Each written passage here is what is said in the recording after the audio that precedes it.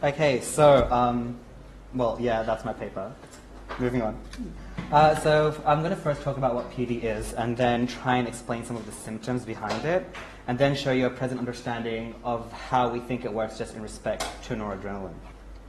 So PD is a form of Parkinsonism, which has no identifiable cause. It can also be referred to as primary Parkinson's disease, but the literature that I read, a lot of them refer to it as idiopathic Parkinson's disease. The first recordings of the disease were done by Dr. Parkinson in an essay which he was describing paralysis agitans, which translates to shaking palsy. He incorrectly thought that the lesions were due to, the symptoms were due to lesions in the cervical cord. I can understand how he came to that, but it isn't correct as we now know. We refer to it as Parkinson's disease after a French physician was referring to it in a paper when he was talking about the essay. So its symptomatology is very obvious when people are presented with the disease. So there's shaking, tremor, there's a lot of slowness of movement. Handwriting also is an early indicator when handwriting gets cramped and messy. And also there's a muffling of speech. A lot of these symptoms tend to be neurocognitive, and good old DSM has a way of diagnosing that. There's 4 criteria that need to be met. The first one is that there is a significant or modest decline, and that needs to be based off of the knowledge of an informant. So generally this tends to be a carer or a clinician, and there needs to be a substantial impairment in the cognitive performance of the patient. Furthermore, the deficit needs to be slow in progression and also slow on onset. And they do not occur in the context of delirium, because when people do undergo that, you have similar rigid states and shaky states. And as always, the deficits cannot better be explained by any other mental disorder. This is just for neurocognitive disorders. The DSM also further then goes on to explain how we can identify that this disorder is a result of Parkinson's disease.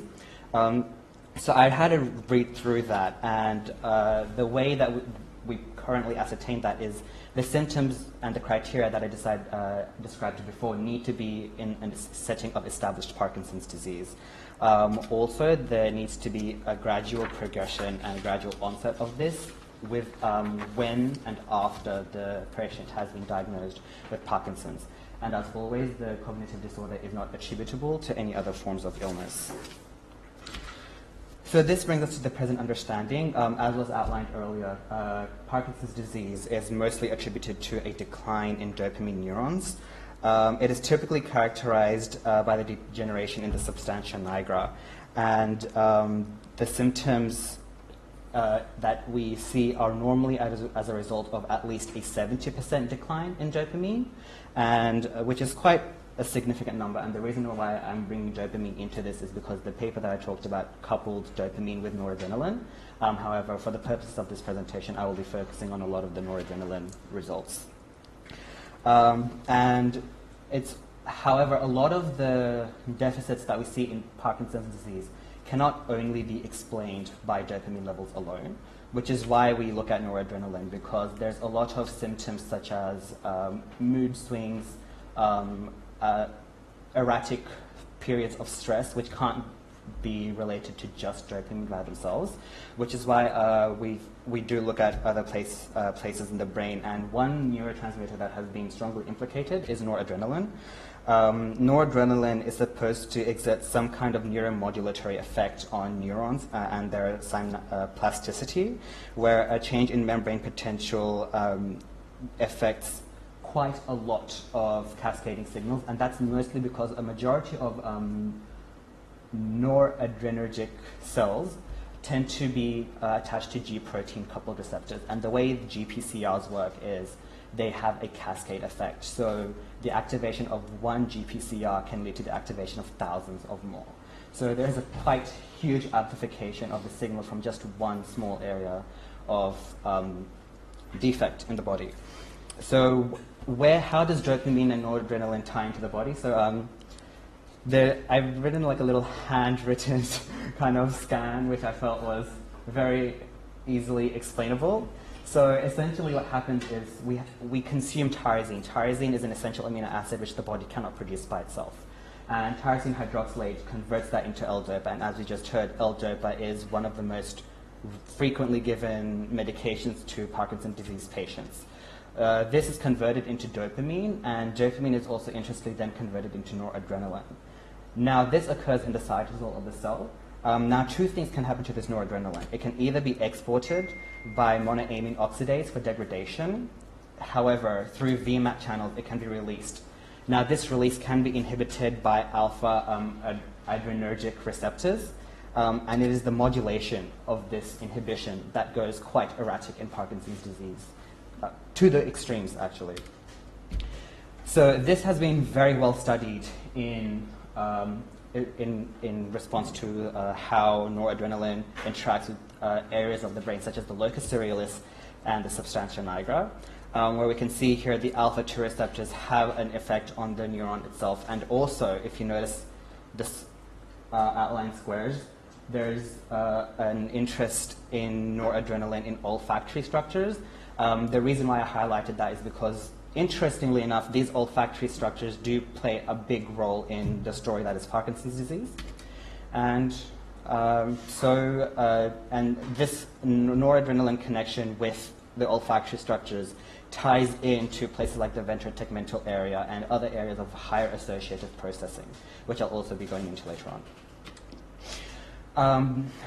So like I said, a lot of this has been studied in the locus cerebralis, but there are quite, as is with the brain, many areas that we do not yet understand, if not understand at all. One of such areas is the claustrum. It is a telencephalic nucleus, and it is a cluster of neurons that are bidirectional and bilateral, and they connect to a lot of the higher processing areas of the brain. So that's like the primary audio-visual cortex. There's connections that go into your optical lobe as well. So it is quite interesting, and there's very little known about this specific structure. To give you a brief idea of how important this could be, it's 20% larger than the substantia nigra. So that just goes to show that if it's larger and there's more connectivity, it does have a higher reason for being there. We just don't know it yet, which is why the paper that I'm looking at studied the claustrum specifically. And the reason is there's three hypotheses on what the claustrum is responsible for.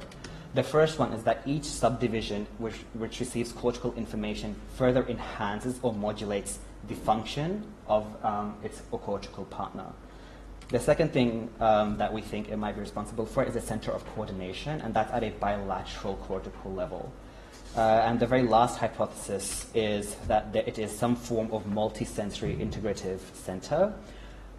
Essentially what these three hypotheses mean that it's just a big deal and we should look more into it. So that's what the paper did. But before I go into that, I'm going to try and talk to you about disease progression and how we measure that, because the research paper that I looked at did mention disease progression, and it looked at specific scalings. So in living patients, in pre-mortem scenarios, there are three scales that we use to look at Parkinson's disease. The very first one was the Hoehn-Yahr scale, and that came out in 1967. It was the first attempt at mapping symptom progressions. Later on, we came up with, it's an acronym, very long, the Unified Parkinson's Disease Rating Scale, and that was it was a compilation of 6 subscales, which also looked at motor deficits, as well as the Hoehn-Yahr scale as well. This was a very big jump from the Hoehn-Yahr scale, because what the first scale came out in 1967, this scale tried to replace in the early 2000s. However, there were quite a few disadvantages to using this specific scale, such as a lack of consistency in rating and ranking the subscales, and also because of the fact that there was a low emphasis on non-motor deficits. So this is, like I said, the emotional response that Parkinson's disease patients exhibit. This was then met with a modified scale, which was modified by the Motor Deficit Society. And it tried to address the limitations of this scaling system, and this is what clinicians are currently using, at least in Europe and the US. Not sure about it. So the way that the disease progresses in a biochemical scenario, in a biochemical sense, was first explained by Braak. Braak and the team had a hypothesis that the way that we get Parkinson's disease is through some kind of unknown pathogen in the gut, which is responsible for the initiation of the cellular processes, and it is the adjusted microbiome that presents an associative staging system for Parkinson's disease. And this staging system for Parkinson's disease is unfortunately only being able to be witnessed in post-mortem scenarios.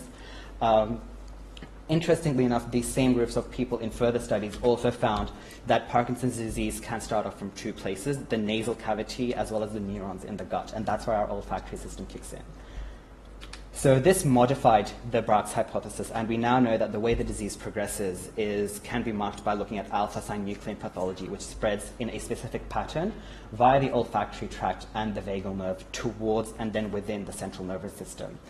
I find this quite interesting because if you look at a lot of other neurodegenerative diseases, such as motor neuron disease, Alzheimer's, ALS, a lot of the pathology we can track starts off from the brain and then goes to the spinal cord, and that's where it spreads. Whereas over here we have the reverse happening. It travels from the gut to the CNS, to the brain, then back to the CNS, and then to the rest of the body, which is very interesting. And then this is the post-mortem criteria that we stage Parkinson's disease patients on. So we can see how pathology, again, only exhibits in the brain, which is how the symptoms progress. We don't really yet have a way of identifying if you have Parkinson's disease, if it's still being incubated in your gut or your olfactory tracts, which is disturbing and worrying, but we'll get through that later. So the staging initially starts in the medulla oblongata and then progresses sporadically through the midbrain, the basal prosencephalon, and then the neocortex. And it is in the neocortex where you have high auditory association areas, which is where you have a more erratic and the more severe cases of Parkinson's disease. Interestingly enough, these alpha-synuclein aggregations in the protein also co-localize with various lesions throughout the brain. It is thought that these lesions are not caused by protein aggregates, rather that the lesions are formed and the proteins aggregate there due to some causal mechanism. This then brings me to my current paper, which was looking at identifying various monoamines, and like I said, I will be mostly talking about in Parkinson's disease, I'll mostly be talking about noradrenaline. So it was quite an elegant study methodology where they had autopsied brains from 12 Parkinson's disease patients and 12 healthy participants. The Parkinson's disease patients had died from various causes, which included brain hemorrhage, myocardial infarction, carcinoma, and cognitive heart failure, as well as cardiac arrest. So you do have a variety of comorbidities that associated with Parkinson's disease. These were then cut in half mid-sagittally and frozen at negative 80 degrees until they were needed. And the study was then looking at noradrenaline levels, and the way that they assessed this was by cutting the brain into 4mm slices and then picking out the claustrum area and running it through a HPLC, which stands for high performance liquid chromatography. This was also supplemented by electrochemical detection of the neuro cells as well, which was generally not done because HPLC and electrochemical detection are very strong analytical techniques. And outside of the medicine field, when we are putting things in food, we only use one or the other. So the findings were quite interesting. From the table, you can see that noradrenaline, regardless of whether you were healthy or had Parkinson's disease, noradrenaline levels were the lowest in the claustrum. And patients lost quite a significant amount of noradrenaline, so there was an almost 80% loss in noradrenaline cells at quite high statistical significance. Also, when we look at the spread and individual measurements of noradrenaline amongst the patients, we do see that healthier samples had quite a higher spread in noradrenaline levels. This did make me think that noradrenaline could have some form of neuroprotective effect, which is what I looked at later, and I'll be referring back to when I go through supplementary papers. And we can see here that again, the loss in noradrenaline cells in Parkinson's disease. So the researchers also did a little supplementary scan of the brains where they looked at the pre-mortem information of the samples, so before they died, of the Parkinson's disease patients. And they found that they could separate the patients into 3 groups: tremor dominant, antikinetic rigid form, and then also the classical subgroup. This third classical subgroup is basically when patients exhibited a combination of the first 2 types. And they found that across these subgroups, claustral noradrenaline loss was found to be not significantly different, which then leads us to saying that noradrenaline loss is not related to motor deficits, which then proves the question, why am I talking about it? The reason is because motor deficits, like I keep bringing up, is not the only way we can assess Parkinson's disease. There's also non-motor deficits that we can look at a higher cognitive level as well. And this we know is the case because of the fact that the claustrum was interacting with higher order thinking using these noradrenaline fibers. So there was a consistent detection of noradrenaline in the claustrum, and that offers novel evidence that there is some form of connection between the locus ceruleus, which is one of the more well-studied areas of the brain, and the claustrum. Also, noradrenaline levels did correlate with pre-mortem cognitive dysfunction, and this was looking specifically at mood, psychosis, and hallucinations. There was also quite a lot of erratic behavior in some of the patients as well, which could not be explained by dopamine loss alone. And there's also further literature that proves this fact as well. And also, claustrum is now, because of the current literature stating that the claustrum acts as an independent integrating center for cells, they also hypothesize that such cells will be noradrenalinergic, and the input can come from multiple topographical areas. And again, that means it's not just motor deficits that we're looking at. So this then led the researchers to believe that this might have something to do with the Braak's hypothesis, and they really did push for trying to have the implementation of Braak's hypothesis into future clinical studies as well. And with this, we could combine claustral, dopamine, and noradrenaline loss. And we can suggest now with quite a lot of confidence that it's a sign of premotor deficit in Parkinson's disease, and may also be a cause rather than an indirect cause for non-motor symptoms as well. So Braak to the future. This is the one thing in the slide that I was very proud about. So in summary, the paper found that the results do imply that there is a loss of lower brain stem cells in, specifically in noradrenaline, in bodies that include the locus ceruleus, which precedes the loss for more rostrally situated substantia nigra dopamine cell bodies. So this essentially states that when people have Parkinson's disease, the first thing to go is noradrenaline and not dopamine, which is what is majority of the time studied. So study strengths. The study was quite amazing because it first confirmed pre-mortem pathology of Parkinson's disease, because a lot of the time in post-mortem studies, we do find that pre-mortem and post-mortem symptomology does not really corroborate each other. So if someone says, I have Alzheimer's, you will have a lot of patients which, when we go into post-mortem, do not exhibit what we would think Alzheimer's patients would show. Furthermore, people who do not have Alzheimer's then go on to exhibit pathology that we associate with Alzheimer's. That's also the case for Parkinson's disease. And they also used high analytical grade techniques for studying low-level concentrations, and this was also then supplemented by even more higher analytical grading systems.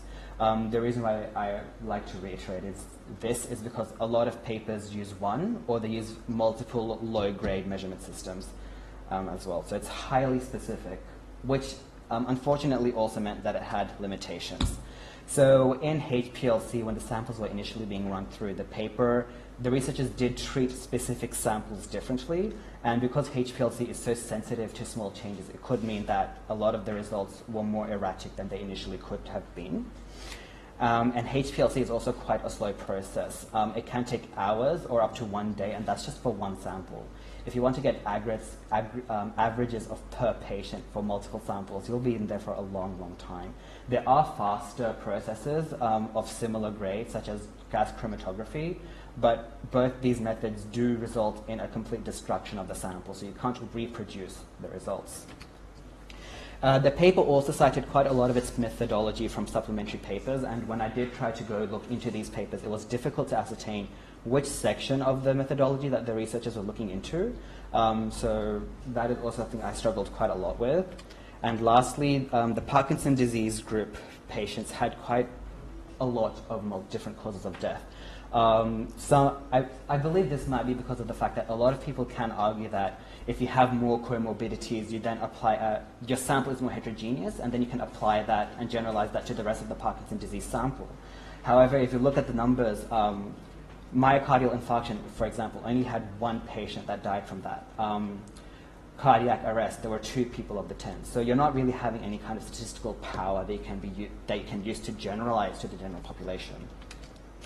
And the paper did look at dopamine specifically, and it did explain how dopamine can impact on the different stages of Parkinson's disease using Braak's post-mortem staging, but it did not look at noradrenaline for the exact same effect, which did mean that there was an entire section of the paper that could have been analyzed in terms of looking at the results and could have led to more insights, but they did not. And the brains were also then cut by hand. Now, brains are they're like jelly. So if you're going to cut a brain by hand, it's going to be quite difficult, particularly because there were 4mm slices, which is like less than the width of my thumb. So there's quite a lot of room for human error in this as well. So this does not mean that noradrenaline is not clinically relevant, because, ta-da, there's also a lot of supplementary papers that support this. The first one we're talking about was looking at the efficacy of noradrenaline in mice. And what they found was that by looking at PET scans, and using markers that were both for noradrenaline and dopamine, they showed that both levels were reduced in several regions of the brain. Again, this does hark back to how we required an 80% loss of dopamine, and then we saw almost 81% loss of noradrenaline in the cell. So clearly, this drastic loss does have some kind of impact on the disease. Another study that I looked at was looking at thalamic noradrenaline, and that again also used HPLC. This was also done in mice, and it found that, interestingly enough, noradrenaline in thalamic cells was found to alter both motor and non-motor symptoms of Parkinson's disease as well. So while in the claustral we could only see a non-motor deficit, the thalamus clearly showed all areas of Parkinson's disease. And the very last supplementary paper I read through was looking at the inverse relationship of noradrenaline. And that's when I went around to see if noradrenaline could have a potential neuroprotective effect. And this was also a post-mortem study, and it found that there was quite a very large significance and strong correlation with Parkinson's disease, where the higher amount of noradrenaline you had in your brain, it meant that you were less likely to lose dopamine in Parkinson's disease patients. So there is quite an interesting relationship between dopamine and noradrenaline, which tells you that noradrenaline, again, is quite a big deal. So feel free to forget about your glutamates and your acetylcholines, because noradrenaline is where it's at. So overall, what multiple findings can tell us that noradrenaline does have a neuroprotective effect, and its levels may be pre-symptomatic markers for motor deficits as well as causes for cognitive deficits at higher order fibers. Any questions?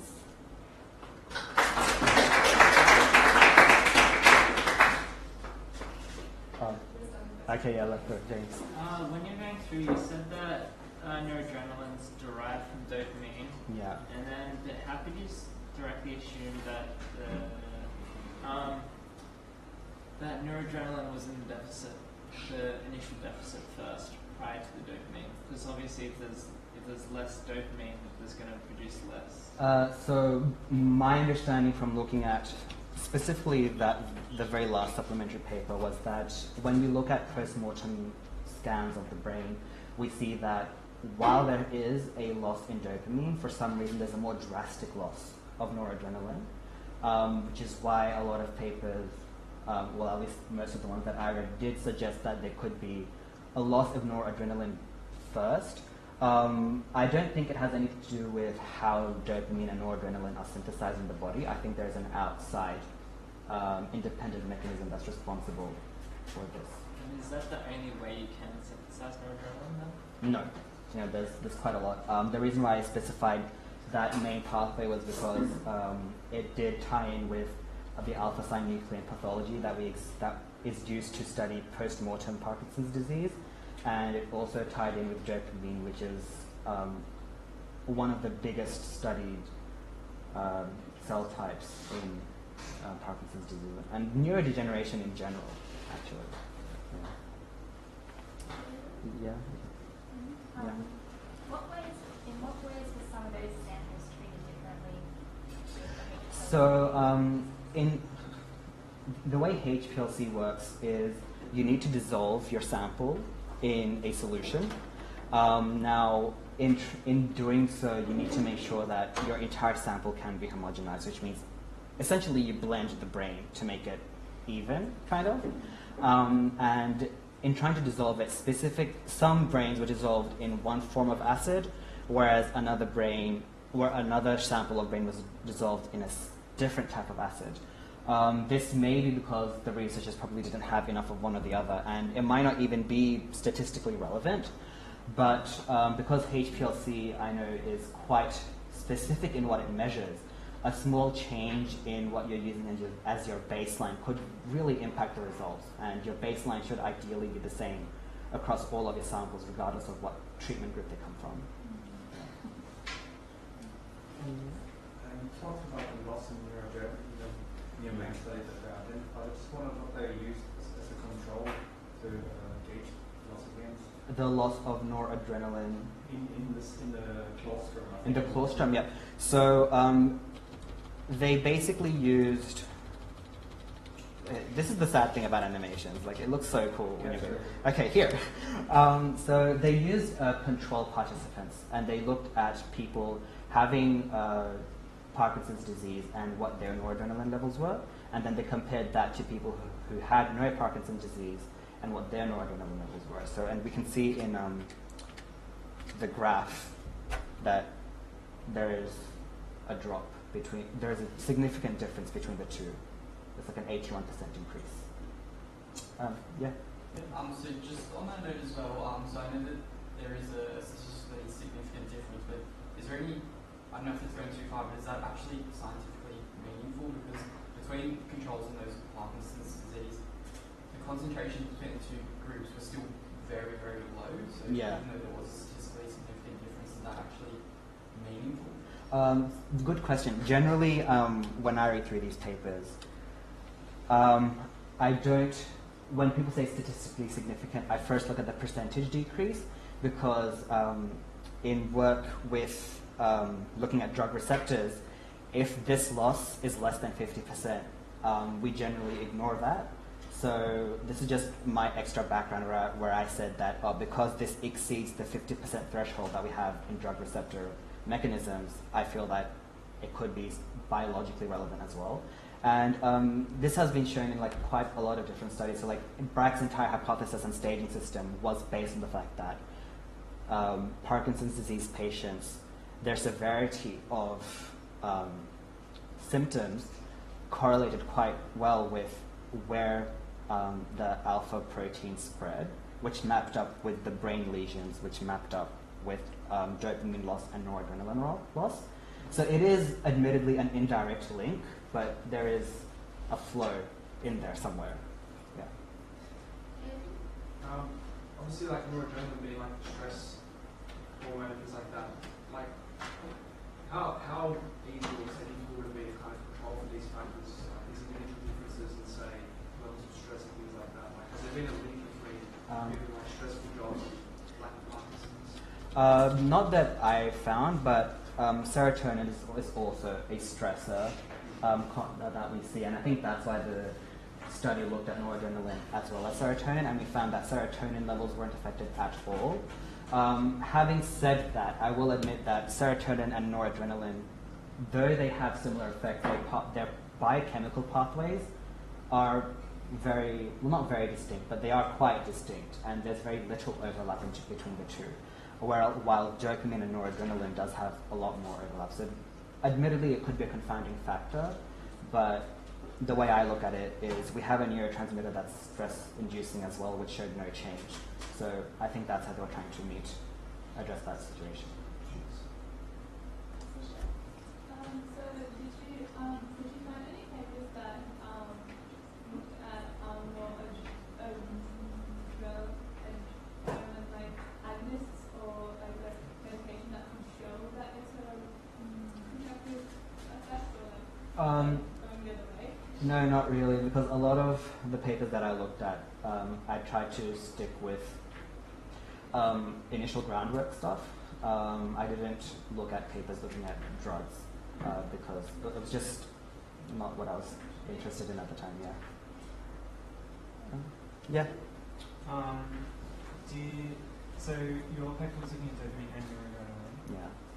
Was that very common in the literature that they were only interested really in noradrenaline in terms of its interaction with dopamine, or were? Yeah, I found it very difficult to find studies that were looking specifically at noradrenaline. There's heaps that were looking only at dopamine, but whenever I found things with noradrenaline, it was always coupled with something. And even like the other one was serotonin. Yeah. So, which is, I feel like if you're going to couple it with something, at least couple it with something that's very well known, which is why I chose this paper, because dopamine is familiar to, I think, majority of us. Any other questions? Yeah.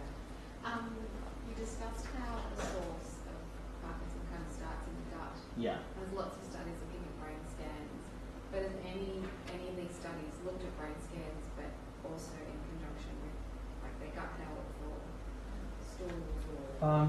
I didn't find anything, but yeah, I think it's interesting because when I first read the hypothesis, my mind instantly went back to the gut-brain axes presentations that we had. So I did go looking, but I don't think, for some reason it's not much of an interest. Because having said that, the gut-brain axis, we've known of it for quite some time, but I think research in it has only recently started to kick off. I think that might be a thing. So maybe next year's cohort might find a paper that looks at this. Yeah. Any other questions? Okay. Welcome. Take 5 minutes for all the speakers to get up, and then if anyone has any overall questions about the topic or the papers, okay, so this is And you can find that your friend, whoever you were advocate for, had an effect on the Lewy bodies? So with Braak's hypothesis, which is looking at alpha-synuclein proteins, the aggregates of that protein are what we refer to as Lewy bodies. And then there's also a second structure, which I've forgotten the name of, Lewy something else. But yes, the aggregation of the protein that forms the body. Because I always thought the Lewy bodies were bad, but did someone make an random over comment before about them maybe being protective? We No. both mentioned them, but Yeah. what I found was we weren't sure what Don't- the role. Yeah. Because like I said, I just always assumed that they were bad to have protein built Yeah. up on the top, Mm. kind of thing. Well, I didn't find studies that looked at specifically at Lewy bodies, but you can kind of draw inferences because Alzheimer's disease, some medications will increase acetylcholine levels. It's pretty similar to Parkinson's disease, especially Parkinson's disease dementia, and both of those also have Lewy bodies. So there are some similarities between it.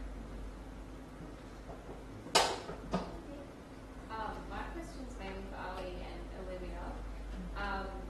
Do you know if your results would generalise to people with like early onset Parkinson's? Because I know they tried to replicate, they looked at it in older samples, or they tried to replicate older samples. So with my paper specifically, they did talk about the importance of identifying the different stages in disease progression, but they didn't really say what stages each sample came from. And so you couldn't really tell from just that, because the stages generally they correlate with age. And the only thing about age that they said was that the ages between the two groups was just statistically insignificant. Yeah, so that's the only information I have. Oh, in relation to mine, the age, they used the monkeys that were their ovaries were removed, so that represent the elder monkeys, like that match older people. That was basically it though. So like to match like hormone cycles or something? Yeah, didn't really go into it much, but it was just to match old age women. Is 7 years like pretty old for monkeys? Or just Yeah, I think they died at 14, 14. like mice. Oh, sorry, you were talking about early onset, so they weren't. Got you. Yeah, but they induced them with the neurotoxin as well, so it's kind of a bit hard to determine. Yeah, a lot of our patients. Did any of you find in your studies where they were trying to use neurotransmitters to predict whether someone would get Parkinson's disease, or just once they've sort of been diagnosed? Something about one of the things about Parkinson's disease is that motor symptoms won't present until about 80% of dopaminergic neurons have died. So it's pretty hard to jump in early, because once things start being like you start seeing effects, it's quite late. So I don't think that too many studies are able to. Yeah, I mean, just if you look at my study looking at noradrenaline, they found that there was like an 81% decrease. It did say that you could, the decrease may be an indicator of potential motor deficits, but it's not as if you're going to go around chopping people's healthy brains out to check noradrenaline levels. I don't think it'd be interesting to see if that's possible, but I didn't find any papers that are like that. Yeah. I just wondered, with the acetylcholine, you've got two different effects with the motor deficits and the cognitive deficits. I was just wondering whether you, with the other neurotransmitters, whether it was always the same effect or whether you found any differences. Oh, they did. Yeah, so noradrenaline was interesting because when the paper that was based in just the claustrum area, it said that if we have a decrease in just the claustrum, then you have an increase in deficits for mostly cognitive processes. But when I then read a paper that was looking at adrenergic receptors in the thalamus, a decrease in those receptors found that you had more deficits in motor and cognitive both. So I have a feeling it would depend on which area of the brain, because the different parts of the brain are also connected differently to the spinal cord, which is where you have your motor neurons. I have a really easy one. Where is the claustrum in the brain? So if you imagine the brain cut mid-sagittally and look at a hemisphere from a lateral perspective, it'll be very close to the middle, like just slightly above the thalamus, like just like here-ish. Yeah. And it projects downwards like that. So like, the claustrum, yeah. Sounds fancy. Yeah. Anyway.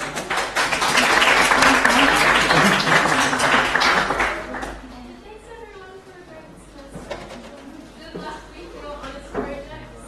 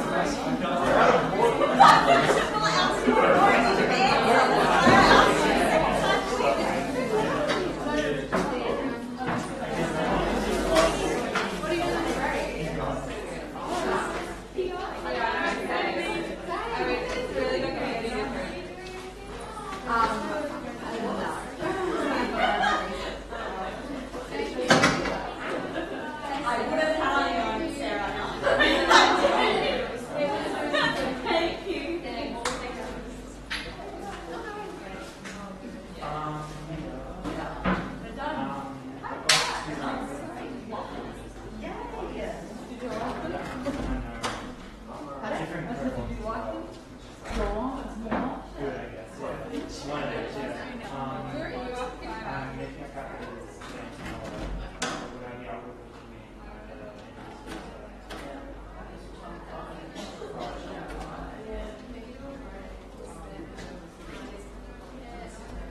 That'd be good, though.